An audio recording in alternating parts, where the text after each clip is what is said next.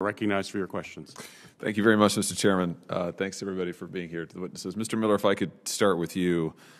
I want to try to understand what's happening with the Special Inspector General for Pandemic Recovery. This is, as you know, position that this body, Congress, created when we passed the CARES Act several years ago now. The Senate confirmed a nominee to lead that office. Multiple senators have referred complaints to that office. For example, on July 15, 2020, Senator Warren wrote to SIGPER calling for an investigation into a COVID lobbying palooza, those are her words, and stating her understanding that SIGPER was created, I'm quoting her again now, to investigate any fraud, waste, and abuse of Coronavirus Aid, Relief, and Economic Security Act, CARES, funds. On August 6th of that year, 2020, 28 other senators, that includes me, wrote to SIGPER requesting an investigation into 43 Planned Parenthood affiliates that applied for and received CARES Act funds through the Small Business Administration's Paycheck Protection Program, despite clear rules against that. My point is that multiple senators have referred multiple things to SIGPER. It's in the legislation. However, the Biden administration and DOJ, in consultation with OMB, stripped SIGPER of almost all of its jurisdiction pretty much as soon as it came to office in April of 2021. I'm trying to understand what's going on here. I mean, why has SIGPER been stripped of its jurisdiction? Why is it not able to perform its mandated functions? What's happening here? Senator, thank you for the question. To clarify on this issue, so the disputes that you're referring to go back into the prior administration with regards to SIGPER's authorities.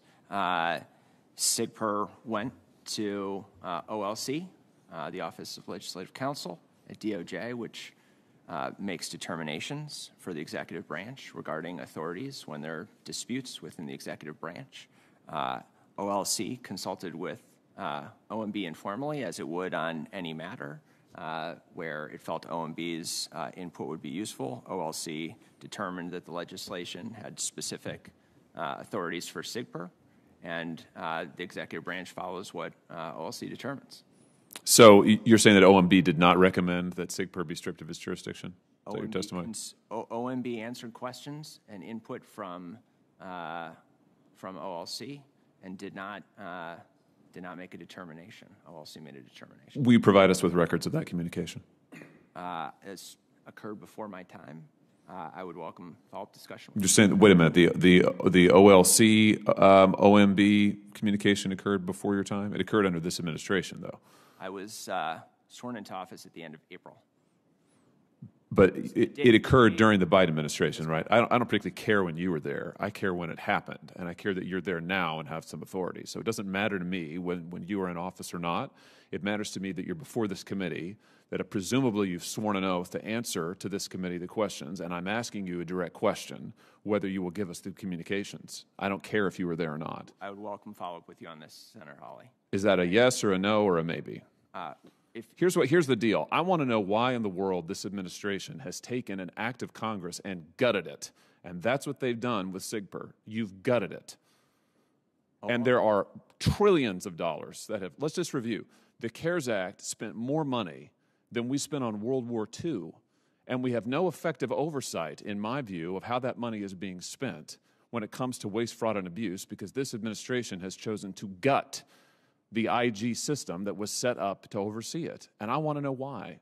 And I want to know if we can get the information from it. That's my question to you. This administration has taken active steps to reassert the role of IGs in providing oversight. SIGPER?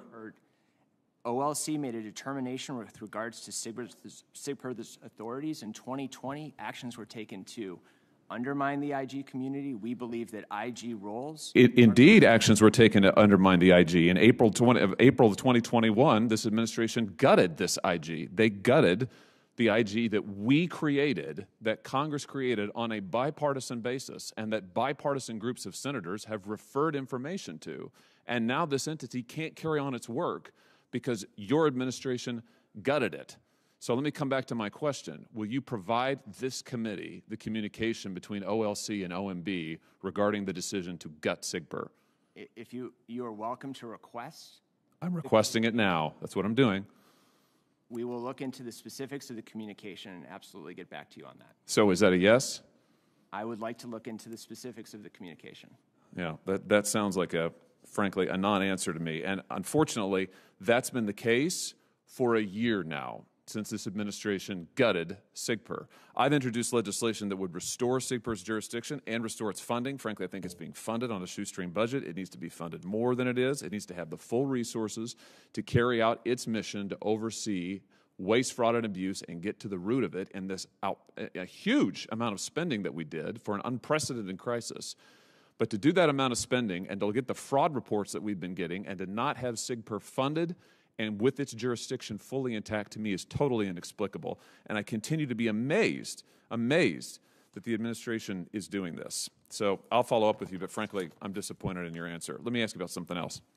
Yesterday, the New York Times reported that the Biden administration is taking $377 million in federal emergency housing aid from states mostly controlled by Republicans, I'm quoting from the New York Times, and redirected that cash to states that have already used their allotted money, including New York, California, and New Jersey. Is there statutory authority for this? I'm not familiar with the specific decision that you're referring to, but I'm happy to follow up with you on it. So it's right here. Treasury shifts $377 million among states as pandemic housing aid dries up, from the New York Times. It's about the $46 billion in emergency rental assistance that this program enacted back in 2020. It's a program that's critical to keeping people in their homes. And so my question to you is there statutory authority to shift around almost $500 million from one state to another without the state's consent? I would expect the Treasury only take action consistent with statutory authority. If they didn't, it would be inappropriate. Okay, so that's a yes. You think there is statutory authority? What would it be?